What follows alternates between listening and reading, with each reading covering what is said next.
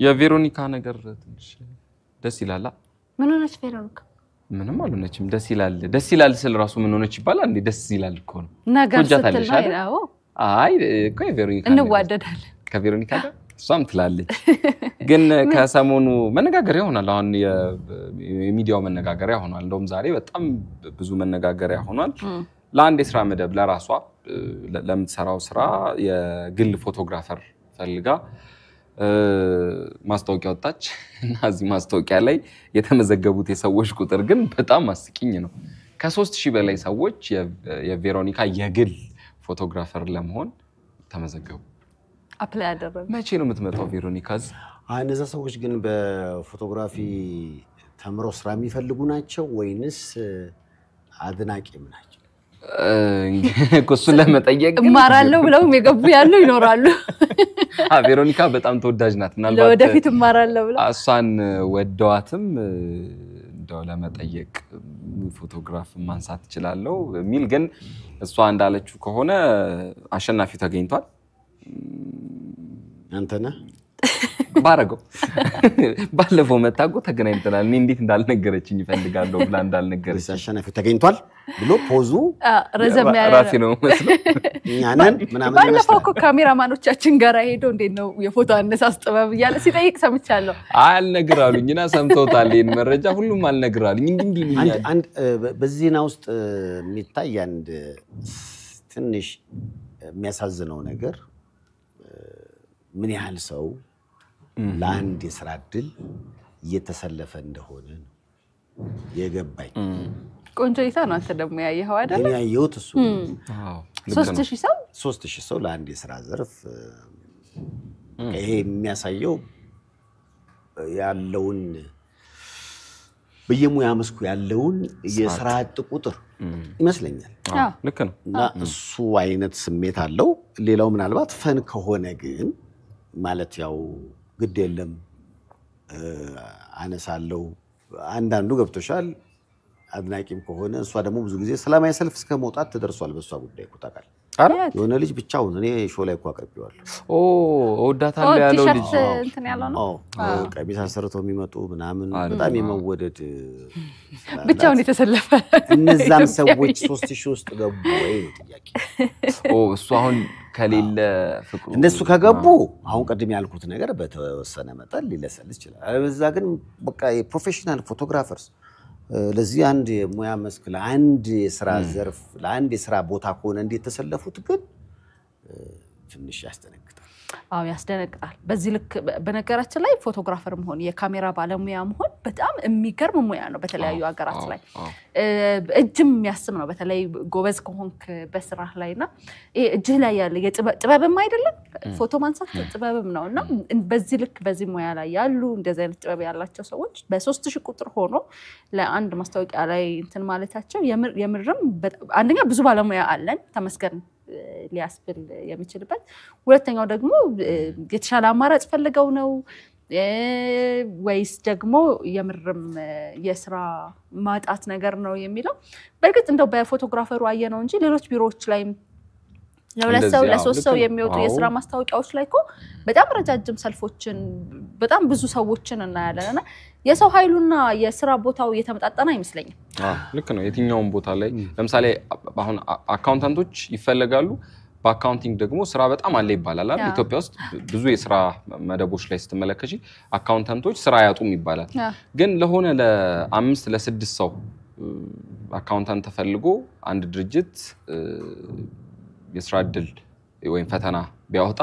የሚመጡት በጣም በሺዎች ናቸው እና ይሄን በጣም ነው የሚያነጋግረው አንዳንዶች ኦፍ ኮርስ ስራ ላይ ሆነው ለሌላ ለተሻለ ስራ ለመቀየር የሚፈተኑ አሉ ግን በአብዛኛው ብዙዎቹ ስራ የሌላቸው ተነስተው ስራ ለመስራት የሚፈልጉ ናቸውና በየሙያ መስኩ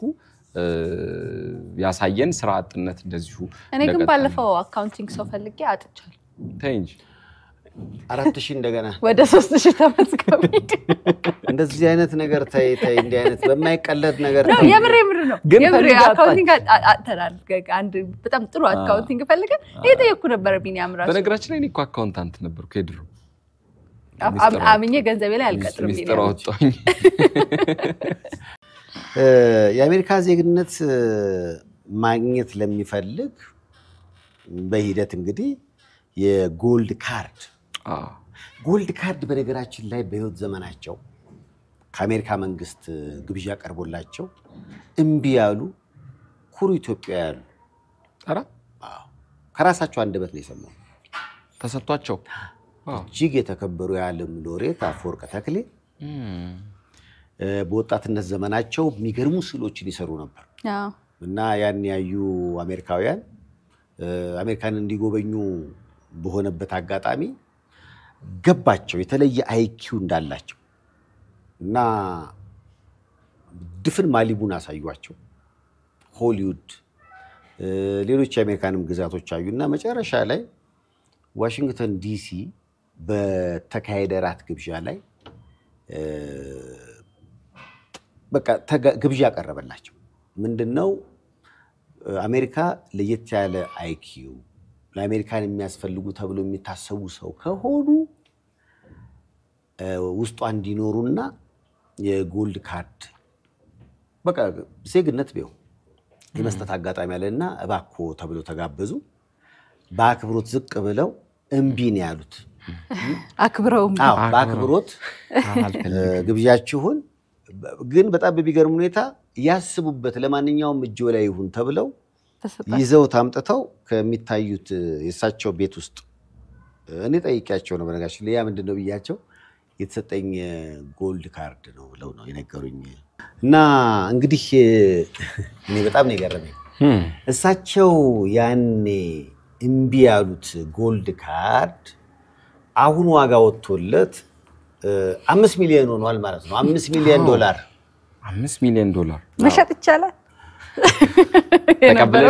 ተቀበለሽ በነገራች ላይ የጎልድ ካርድ እንሸጣለን ያሉት እሳቸው ምንድነው የሳቸው ሐሳብ ማለት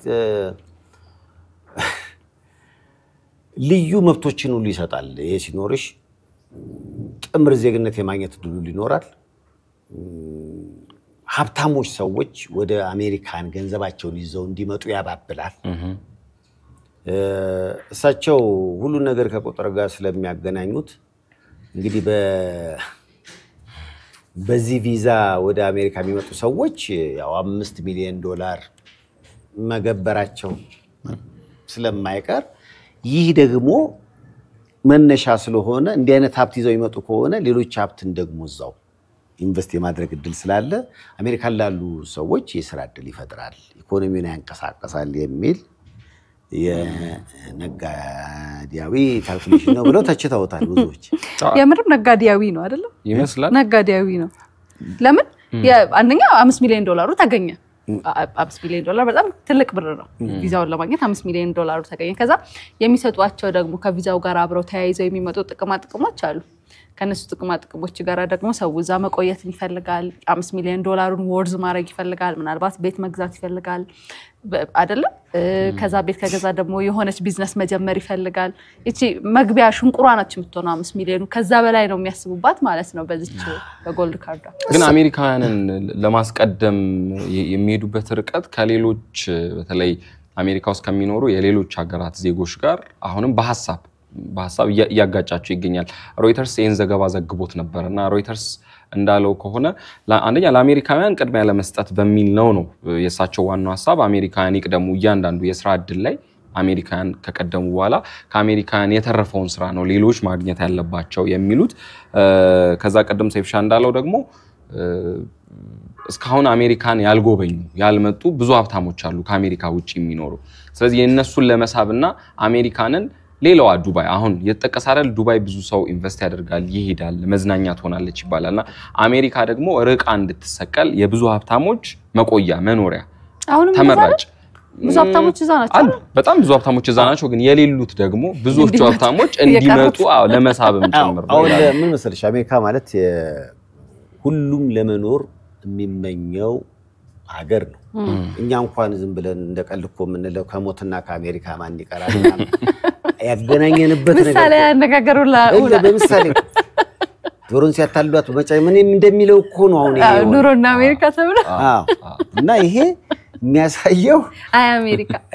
አሜሪካ አሁን እሳቸው ምን መሰላችሁ EB5 ቪዛ ይባላል ያው እሳቸውን ታርጌት ያደረጉት እስከ 10 ሚሊዮን የሚጠጋ ጎልድ ካርድ በመሸጥ የሀገሪቱን የበጀት ጉድለት ለመሙላት ነው ያሰቡት 10 ሚሊዮን ካርዶች በ5 ሚሊዮን ዶላር በ5 ሚሊዮን ስለዚህ እየነገዱበት እንደሆነ የባለፈው አንድ ሳምንት አሁን የገባኝ ምንድነው 12 ሚሊዮን አካባቢ ህገወጥ ስደተኛ አለ ብለው ተናግረዋል እና የማባረር ሐሳብ አላቸው 10 ሚሊዮን ሀብታም ተኩበት ነው ታባሪና ሀብታም ፕላስ እነሱ የሚሉትን ህገወጥ ያሏቸውን ሰዎች ለማባረር በነፃ አይደለም የሚያባረሩት ደግሞ ያም ኮስቲ ነው ገንዘብ ያስወጣል ሁለተኛ ደግሞ ቅርብ ጊዜ ደግሞ ዜና ሰርተንበታል ሰኞ ዕለት እንደዚህ ዜና ሰርተንበታል አይደለ እንግዲህ ከስራ ለሚወጡ ሰዎች በፈቃዳቸው ከስራ ለሚወጡ የትራምፕን አስተዳደር አምነው ከስራ ለሚለቁ ሰዎች የአሜሪካ መንግስት ካሳ ከፍላለሁ ብሏል እሳቸው ካሳ ከፍላለሁ ብሏል ስለዚህ ያ ካሳ በጣም ብዙ ነው አሁን የለቀቁትም ሰዎች ከ70,000 በላይ እንደሆኑ ይተከሰ ነው አይደል መንግስት ሰራተኞች ለነሱ የሚሆን የወራቶች ደሞዝ ነው የሚከፍሉት ስለዚህ እነዚህ ይሄን ደሞዝ ያው ከካዝናው ነው የሚያወጡት ስለዚህ ካዝናው ለመሙላት ግዴታ ሌላ አማራጭ መፈለግ አለባቸው አንደኛው አማራጭ ይሄ የዚህ የካርድ ጉዳይ ነው ግን ምንም እስካሁን ስለኔ ያሉት ነገር የለም በያላችሁበት እንግዲህ ጥሩ ጊዜ ነው የምንመኘው